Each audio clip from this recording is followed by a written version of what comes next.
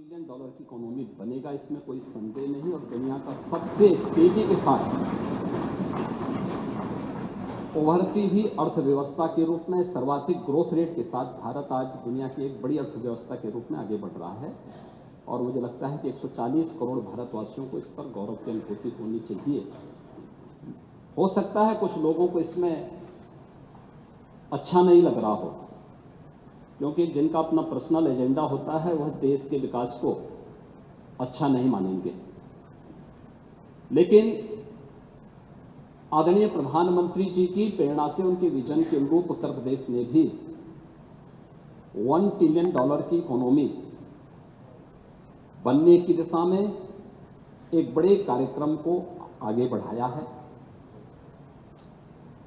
हमने 2022 से इसके लिए एक व्यवस्थित कार्य योजना को आगे बढ़ाया है और उसके अनुरूप सरकार ने अपने कार्यक्रम को तेजी के साथ 10 सेक्टर में हमने इन कार्यक्रमों को आगे बढ़ाया है। और मुझे लगता है कि आपके जो उत्तर आपको यहाँ से भेजा गया होगा उसमें विस्तृत रूप से दिया गया है कि 10 सेक्टर जो बनाए गए हैं, हर सेक्टर में कोई ना कोई अपर मुख्य सचिव या प्रमुख सचिव स्तर का अधिकारी उसकी नियमित मॉनिटरिंग करता है। मासिक रूप से उस सेक्टर से जुड़े हुए किसी वरिष्ठ मंत्री के द्वारा उसकी समीक्षा की जाती है।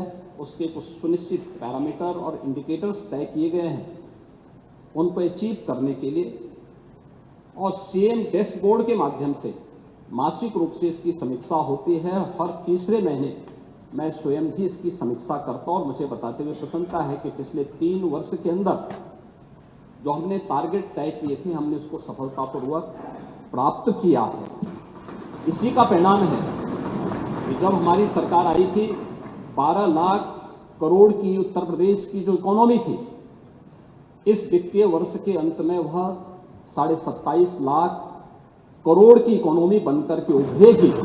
और यह उन स्थितियों में जब हो रहा है जब पूरी दुनिया आर्थिक मंदी के दौर से इस देश दुनिया की वैश्विक महामारी कोरोना के बाद उस दौर से गुजरी थी। मेरा यह मानना है कि जो ग्रोथ रेट उत्तर प्रदेश की है, आज वह देश की सर्वाधिक अच्छी ग्रोथ रेट है।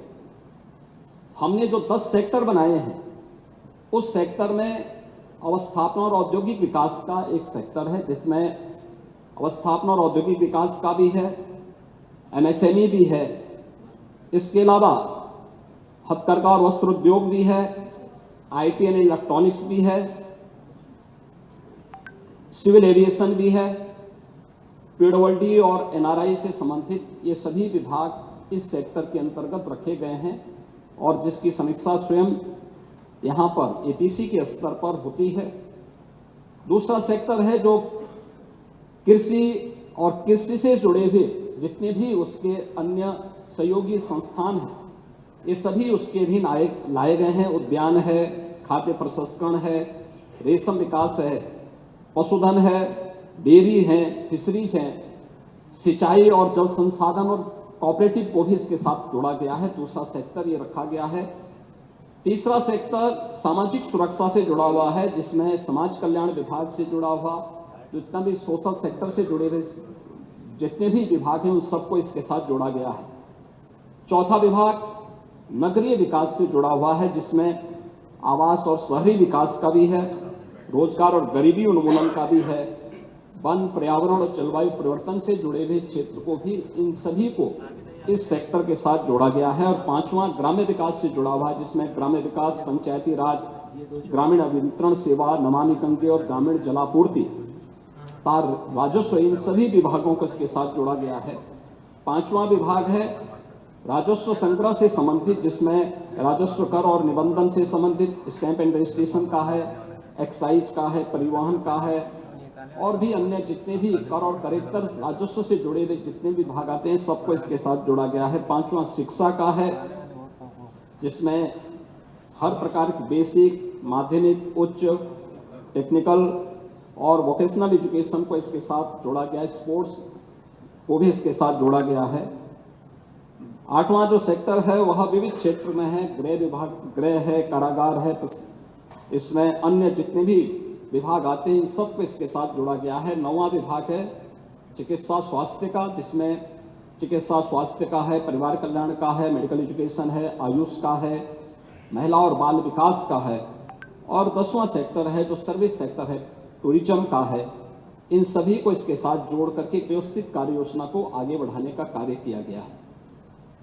हम सबको इस पर गौरव की अनुभूति करनी चाहिए कि प्रधानमंत्री मोदी जी के नेतृत्व में 10 वर्ष में इस देश में 25 करोड़ लोगों को गरीबी रेखा से उभारने में सफलता प्राप्त की और पिछले 8 वर्ष में हमारी सरकार ने 6 करोड़ से अधिक लोगों को गरीबी रेखा से ऊपर उठाने में सफलता प्राप्त की है। ये चीजें दिखाती हैं कि हर एक सेक्टर में बदलाव हुआ है और उन्हीं को ध्यान में रख करके उत्तर प्रदेश की इस पोटेंशियल को आज जिसको देश और दुनिया देख रही है, महाकुंभ के इस आयोजन के साथ हम जोड़ के देख सकते हैं।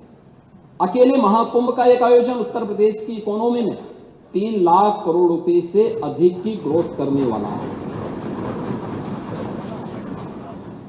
महिलाओं के स्वावलंबन की दिशा में जो कार्य हुए हैं, अकेले उत्तर प्रदेश पुलिस भर्ती में 20% भर्ती अनिवार्य रूप से महिलाओं की हुई। हर एक सेक्टर में उन्हें रोजगार के अवसर प्राप्त हुए हैं। तो ये कहना कि उत्तर प्रदेश कभी इसको अचीव नहीं कर पाएगा, आपकी दुर्भावना हो सकती है, लेकिन सरकार की सद्भावना है कि उत्तर प्रदेश 5 वर्ष में इस टारगेट को अचीव करेगा और 2029 में जिस उत्तर प्रदेश के इस संसाधनों से भरपूर उत्तर प्रदेश को प्रकृति और परमात्मा की कृपा से ओतप्रोत इस उत्तर प्रदेश को, जिसको आप लोगों ने समाजवादी पार्टी की सरकार ने और विपक्षी दलों की सरकार ने देश के बीमारू राज्यों की श्रेणी में खड़ा कर दिया था, देश की 6ठी 7वीं अर्थव्यवस्था के रूप में खड़ा किया था, पिछले 8 वर्ष की डबल इंजन सरकार के प्रयास से दूसरी बड़ी अर्थव्यवस्था बना है और 29 में उत्तर प्रदेश $1 ट्रिलियन की इकोनॉमी भी बनेगा और देश की सबसे बड़ी अर्थव्यवस्था भी बनेगा। इस बात के लिए मैं पूरे सदन को आश्वस्त करता हूं।